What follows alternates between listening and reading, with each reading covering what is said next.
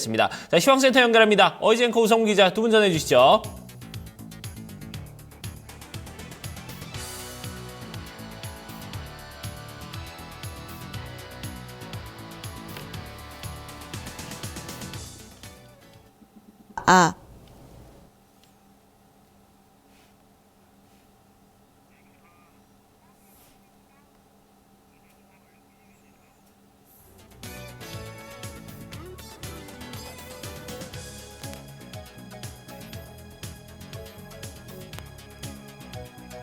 네, 뉴욕 시장 마감 상황 좀 더 자세하게 살펴보도록 하겠습니다. 계속해서 좀 이어갈 텐데요. 다우존스 지수 그리고 S&P 500 지수, 나스닥 지수까지 소폭 상승하면서 거래 마감지었습니다. 하지만 강보합권에서 거래 마치면서 큰 폭의 상승이라고 볼 수는 없겠는데요. 장중의 출렁임이 상당히 컸던 하루라고 볼 수가 있겠습니다. 자세한 내용도 살펴보겠습니다. 먼저 마감가 보시죠. 네, 다우존스 지수입니다. 0.5% 비교적 크게 올랐고요. 나스닥 지수가 0.12%, S&P 500 지수도 강보합권에서 마감 지으면서 1915포인트 선에서 마감 형성됐습니다. 3대 지수 가운데 다우존스 지수부터 하루 동안의 양상 점검해 드리도록 하겠습니다. 먼저 어제 이야기 해본다면 전날은 유가 훈풍에 이어서 아시아 증시까지 일제히 오르면서 거래를 마감지었습니다. 하지만 간밤 흐름을 본다면 조금은 엇갈렸습니다. 유럽 증시, 주요국 증시가 다소 혼조세로 거래를 마감지었고요. 뉴욕 시장까지 일단은 출렁임이 시작되면서 장 출발하는 모습이 나타났습니다. 이후에 간밤에 열렸던 국제 유가 같은 경우에는 전날 급등에 따른 차익 실현 매물 쏟아졌습니다. 또 하나 공급 과잉 우려가 재차 부각이 되면서 장 막판에 하락으로 거래를 마감짓는 모습이었는데요. 하지만 유가 그리고 관련 종목들은 일제히 좀 상승하면서 계속해서 하단을 지지해줬습니다. 이후에는 출렁임이 조금 심했습니다. 장중 변동폭에 영향을 줬던 건 바로 대내적인 지표라고 볼 수가 있겠습니다. 전날에 이어서 미국의 대내적인 지표들은 계속해서 좋지 못한 상황 이어지고 있습니다.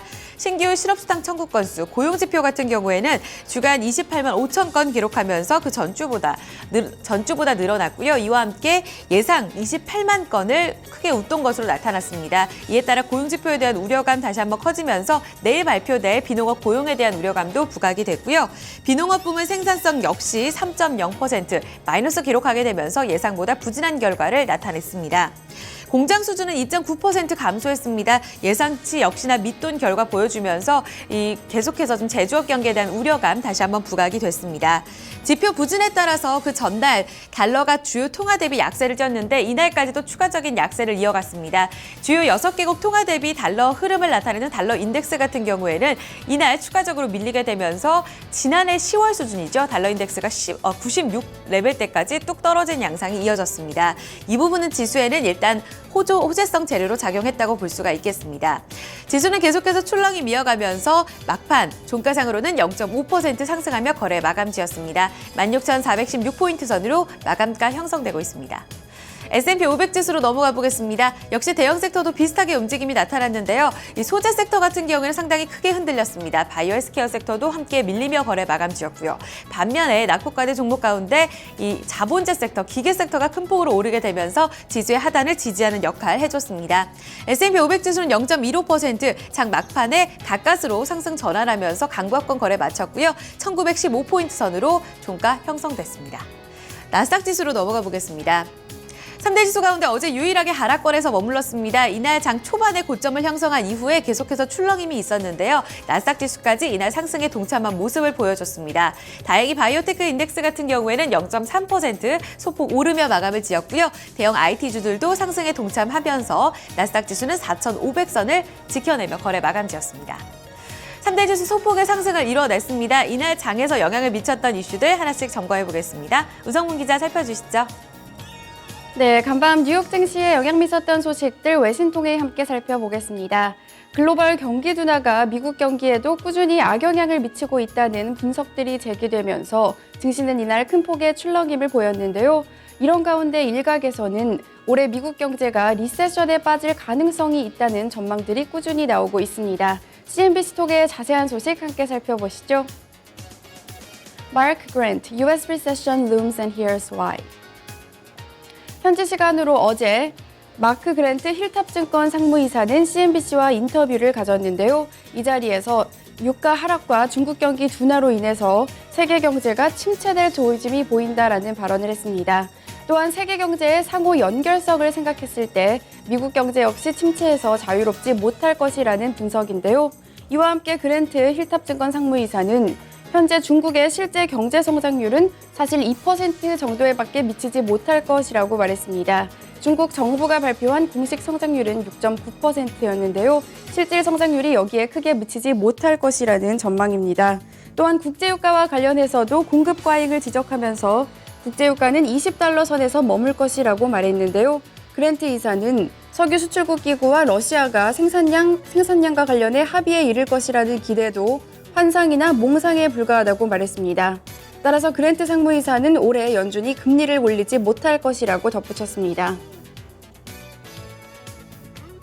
네, 이렇게 미국 경기 둔화에 대한 우려감이 꾸준히 제시되면서 자연스럽게 올해 연준이 금리 인상에 나서지 못할 것이라는 전망에 힘이 쏠리고 있습니다.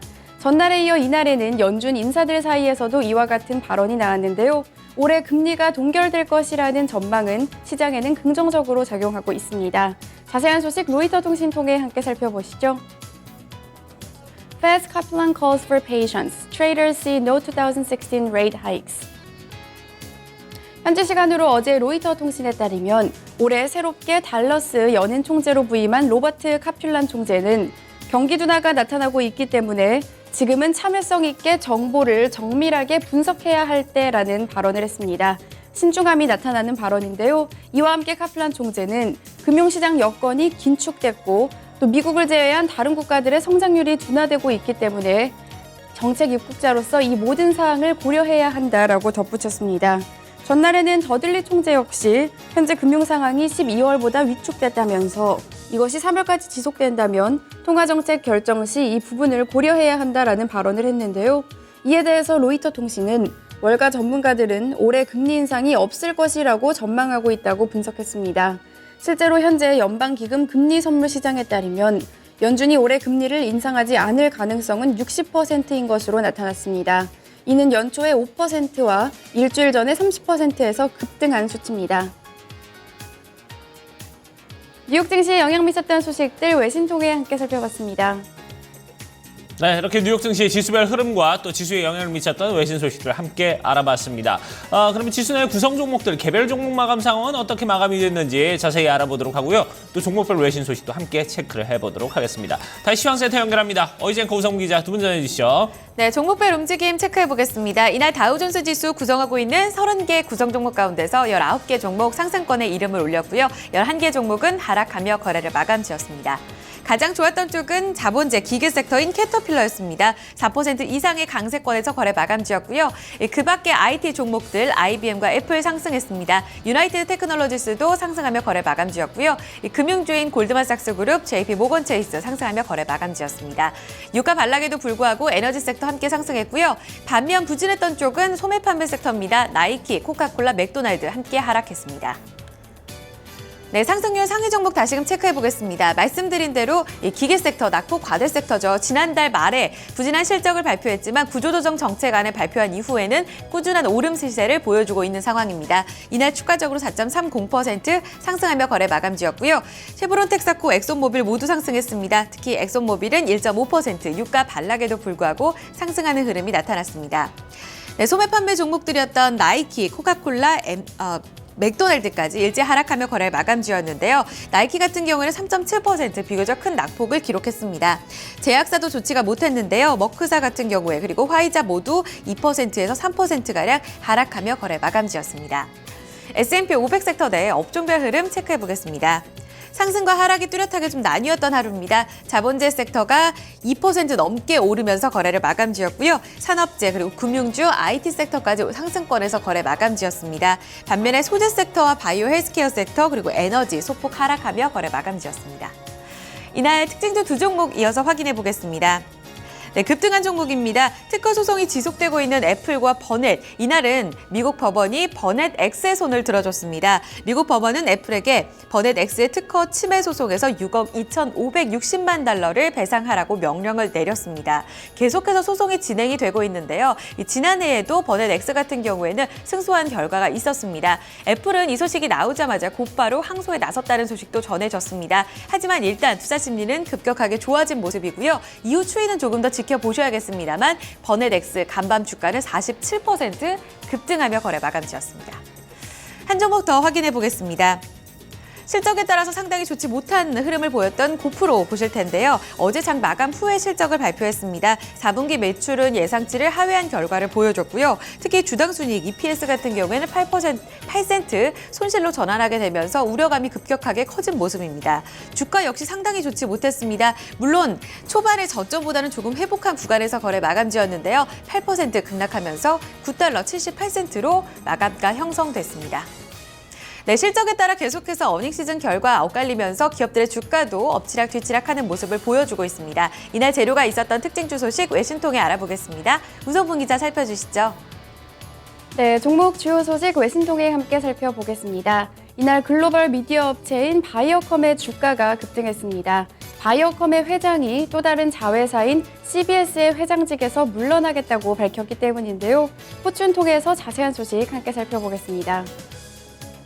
Viacom stock soars after Sumner Redstone resigns as CBS chairman. 현지 시간으로 어제 포춘에 따르면 미디어업계의 대부로 불리는 썸너 레드스톤 비아컴 및 CBS 회장은 CBS 회장직에서 물러나겠다고 밝혔습니다. 정확한 이유는 밝히지 않았지만 이에 대해서 그동안 꾸준히 제시돼왔던 건강 문제가 원인이라는 분석이 힘을 얻고 있는데요. 따라서 건강 문제로 레드스톤 회장이 꼭 비아콤의 회장직에서도 물러날 것이라는 전망이 힘을 얻고 있습니다. 레드스톤 회장은 올해 92세로 그동안 투자자들은 레드스톤 회장의 나이가 너무 많고 건강이 좋지 않아서 제대로 된 의사결정을 내리지 못하는 게 아니냐는 의구심을 제기해 왔는데요. 심지어 레드스톤 회장의 전 여자친구는 이와 관련해서 레드스톤의 정신감정을 의뢰하는 소송을 걸기도 했습니다. 이 소식에 뉴욕 증시에서 비아콤의 주가는 1.5% 상승했습니다. 네, 다음 종목은 액션 카메라 업체 고프로입니다. 고프로 같은 경우에는 지난해 4분기 성적이 좋지 못했을 뿐 아니라 올해 성적마저 부진하게 전망하면서 주가가 그야말로 급락했는데요. USA Today 톡의 자세한 소식 함께 살펴보겠습니다. GoPro misses by a mile, shares down 10%. 현지 시간으로 어제 USA Today에 따르면 전날 장 마감 후에 실적을 공개한 고프로는 지난해 4분기 8센트의 주당 순손실을 기록했다고 밝혔습니다. 전문가들은 3센트의 주당 순이익을 예상했지만 오히려 실적이 적자로 전환을 한 것인데요. 이뿐 아니라 매출 역시 전문가 예상치에 3% 못 미치는 4억 3,660만 달러를 기록하면서 부진한 모습이 나타났습니다. 이와 함께 고프로는 올해 실적 역시 보수적으로 전망을 했는데요. 1분기 매출액이 1억 6천만 달러에서 8천만 달러를 기록할 것이라고 내다보면서 시장 예상치였던 2억 9,800만 달러보다도 훨씬 낮게 잡았습니다. 이에 대해서 전문가들은 중국 제조업체들과의 경쟁에서 밀리며 고프로의 카메라 수요가 급감했다고 평가했는데요. 최근 샤오미와 같은 중국 기업들이 고프로에 비해서 조작이 쉬우면서도 가격이 훨씬 저렴한 액션 카메라를 내놓고 있기 때문입니다. 이뿐 아니라 지난해 하반기 출시된 고프로의 신제품인 히어로4 세션의 판매 부진도 실적에 악영향을 미쳤다는 평가입니다. 이 소식에 뉴욕 증시에서 고프로의 주가는 8.7% 급락했습니다. 종목 주요 소식까지 외신 통해 함께 살펴봤습니다. 네, 자 이렇게 외신 통해서 종목 주요 소식들까지 모두 다 살펴봤습니다. 그럼 유럽 증시 마감 상황 또 어떻게 마감이 됐는지 알아보도록 하고요. 또 환율 채권 상품 시장 마감 소식도 함께 체크를 해보도록 하겠습니다. 어이즈 앵커가 전해드립니다. 앞서 마감했던 유럽 증시는 엇갈리면서 거래 마감지였습니다. 런던 푸치백 지수 같은 경우에는 급등하며 거래 마감지였는데요. 독일 닥스 지수는 내리면서 거래 마감지였습니다. 일단 유로화 강세에 따라서 수출주는 대체적으로 좋지가 못했습니다. 주요국 마감가 상황 살펴보도록 하죠. 먼저 런던 푸치백 지수 1% 넘게 올랐고요. 5,898포인트 선까지 올라섰습니다. 원자재 관련 주들이 급등하는 양상이 이어졌고요. 반면에 독일 증시에서는 수출주들이 일제히 내리면서 9,393선 소폭 내렸습니다. 프랑스 까크 지수는 강보합권에서 거래 마쳤습니다.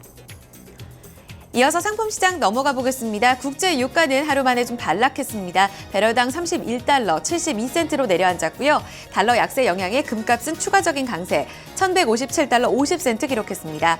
옥수수 가격은 전날과 변동 없이 3달러 71센트를 기록했습니다. 주요 지수로 넘어가 보겠습니다. 필라델피아 반도체 지수 1.6%의 강세 600선을 회복했고요. 공포지수인 빅스지수가 1% 소폭 오른 가운데 BDI 발틱 운임지수는 추가적으로 또 5포인트 밀리면서 300선을 하회했습니다. 마지막으로 외환채권 시장으로 넘어가 보겠습니다. 어제 서울 외환시장에서 원달러 환율은 급락하는 흐름이 나타났습니다. 외환시장 위험 자산 선호도가 좀 더 짙어지게 되면서 1,202원 10전까지 내려앉았고요. 간밤의 달러 흐름은 주요 통화 대비 추가적인 약세를 띄었습니다. 96 레벨대까지 내려오면서 지난해 10월 수준까지 내려왔고요. 마지막으로 미국채 10년물 금리는 전거래보다 소폭 더 내린 1.86%의 수익률 기록했습니다. 지금까지 글로벌 시장 상황 살펴드렸습니다.